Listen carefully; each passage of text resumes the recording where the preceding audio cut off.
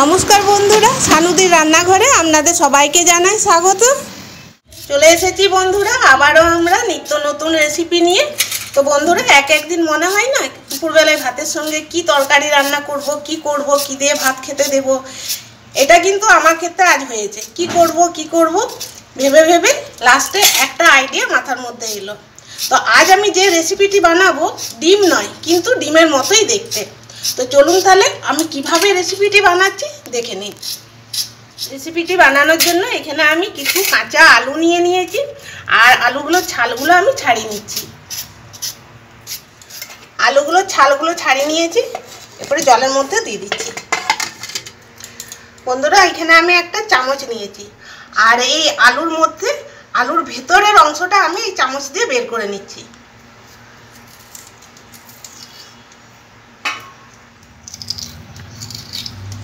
এইভাবে আস্তে আস্তে আস্তে আস্তে করে এরকম করে শাঁসটা আমি ভেতরের যে শাঁসটা সেটা আমি বের করে নিচ্ছি। এই ভেতরের শাঁসটা বের করার জন্য বন্ধুরা একটা যন্ত্র থাকে, সেটা আমার কাছে নেই, কিন্তু এই চামচ দিয়ে আমার কাজ হয়ে যাবে।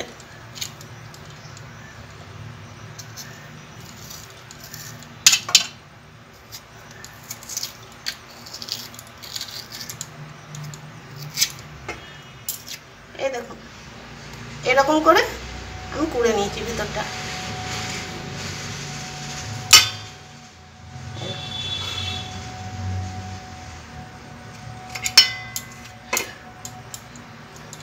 প্রত্যেকটা আলু আমি এইভাবেই কুড়ে নিচ্ছি, ভিতরে শাঁসটা এভাবেই আমি করে বের করে নিচ্ছি। সব আলুগুলো বন্ধুরা কুড়ে নিয়েছি। এরপর আমি একটা কাঁটা চামচ নিয়েছি, এই চামচ দিয়ে আলুর উপরটা এভাবে আমি গর্ত গর্ত করে নিচ্ছি।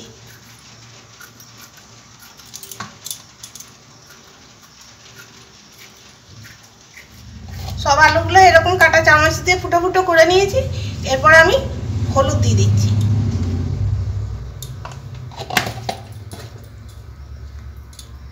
নুন দিচ্ছি। এরপর নুন আর হলুদ খুব ভালো করে এগুলোকে মিশিয়ে নিচ্ছি।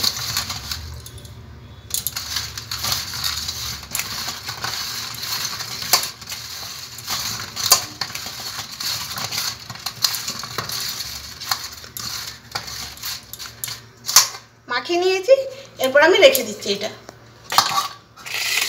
এখানে যে আলুগুলো আমি বের করলাম না, আলুর ভিতর থেকে যে আলুর শাঁসটা বের করলাম, এই আলুগুলো আমি সিদ্ধ করে নেব। কুকারের মধ্যে নিয়ে নিচ্ছি।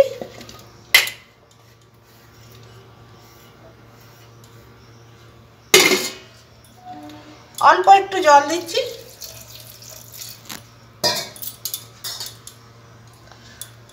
আর একটু নুন দিচ্ছি।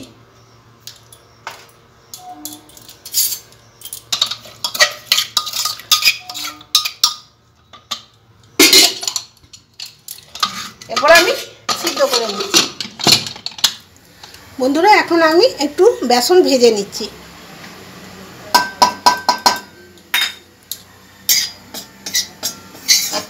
বেসনটা ভাজা হয়ে গেছে, এরপরে আমি নামিয়ে নিচ্ছি। এখানে যে আলুগুলো আমি সিদ্ধ করেছিলাম, সিদ্ধ করে নামিয়ে রেখেছি, এরপরে এই ভাজা বেসনটা আমি এর মধ্যে দিয়ে দিচ্ছি।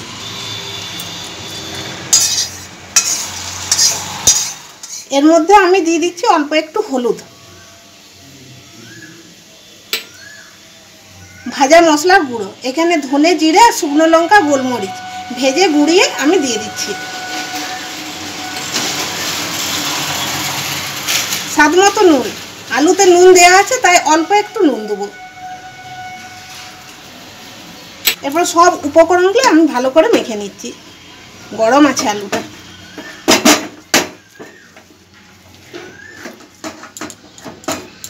এইভাবে মেখে নিয়েছি, এরপর রেখে দিচ্ছি। আমি হাতটা ধুয়ে নিই ভালো করে। আলুগুলোতে আমি নুন আর হলুদ মাখিয়ে রেখেছিলাম, এই দেখুন কত জল বেরিয়েছে। এই জলটা আমি ফেলে দিচ্ছি।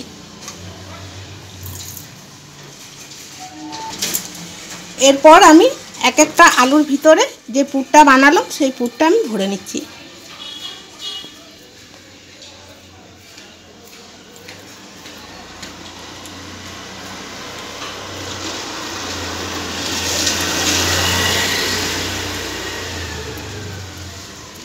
এইটুকু আমি ফাঁকা রাখলাম, এইরকম মুখটা। এই দিকটাও তাই, এরকমভাবে একটু চিপে নিচ্ছি।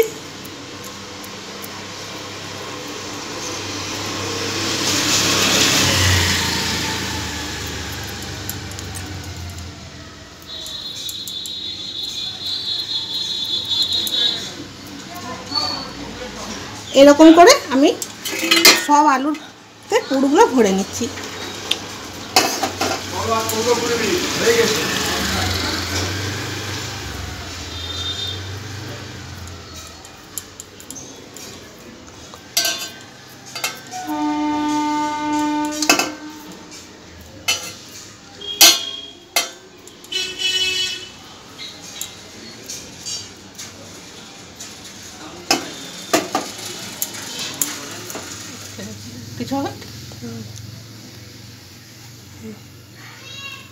সব আলুগুলোতে বন্ধুরা পুর ভরে নিয়েছি। আর এখানে আমি কড়াই বসিয়ে দিয়েছি, সরষের তেল দিয়ে দিয়েছি গরম হওয়ার জন্য। এইভাবে লাগিয়ে নিচ্ছি। আর যেরকম ডিম ভাজি সেরকম করে আমি ভেজে নিচ্ছি।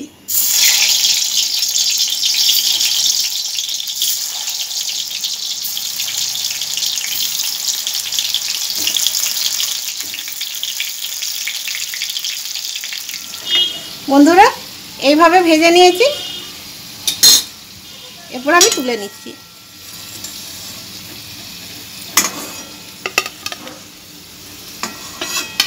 কি দেখে মনে হচ্ছে না ডিমের মতো?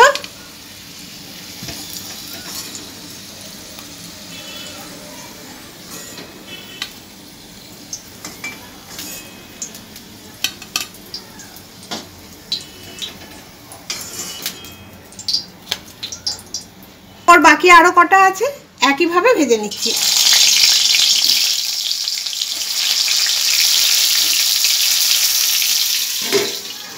এই তেলের মধ্যে দিয়ে দিচ্ছি একটু ফড়ং, শুকনো লঙ্কা, তেজপাতা আর একটু গোটা জিরে।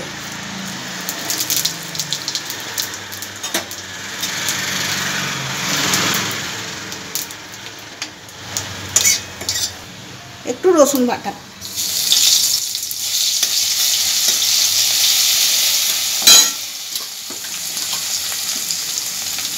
আদা বাটা,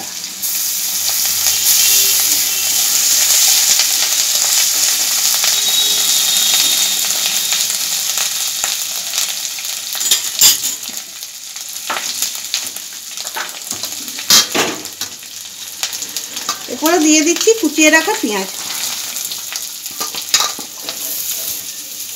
পেঁয়াজগুলো আমি একটু লাল লাল করে ভেজে নিচ্ছি।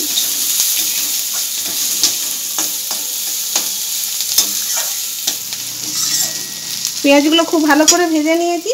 এরপর আমি এর মধ্যে দিয়ে দিচ্ছি হলুদের গুঁড়ো,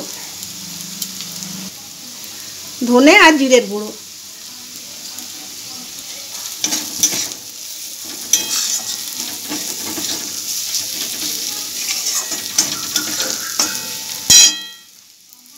এখানে আমি টমেটো পেস্ট করে রেখেছি আর এর সঙ্গে আমি দুটো শুকনো লঙ্কা দিয়ে দিয়েছি, তার জন্য আমি আর গুঁড়ো লঙ্কা দিলাম না।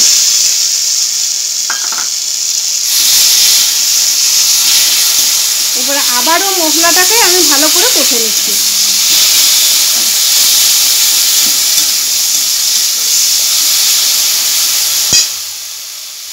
দিয়ে দিচ্ছি অল্প একটু নুন। এখন একটু নুনই দিচ্ছি, পরে নুনটা দেখে আবার দেবো।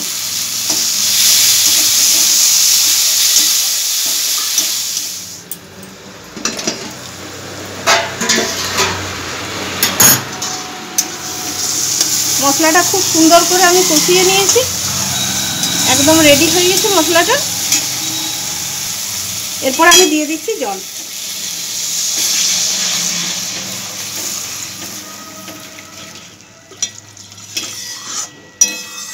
পরিমাণ মতো জল দিয়ে দিলাম। এরপর আমি একটু ফুটতে দিচ্ছি।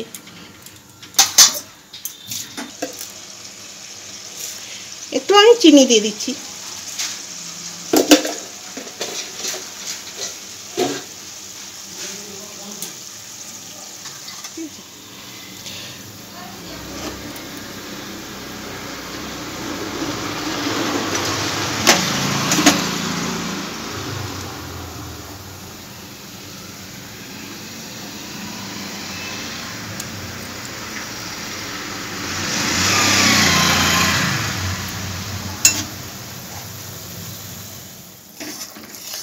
বন্ধুরা গ্রেভিটা আমার তৈরি হয়ে গেছে।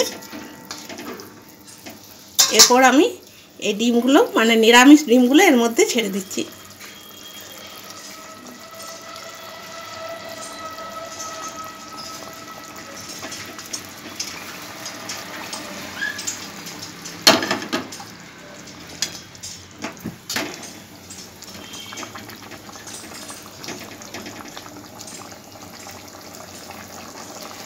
বন্ধুরা আজকাল আমার এই রেসিপিটি তৈরি হয়ে গেল।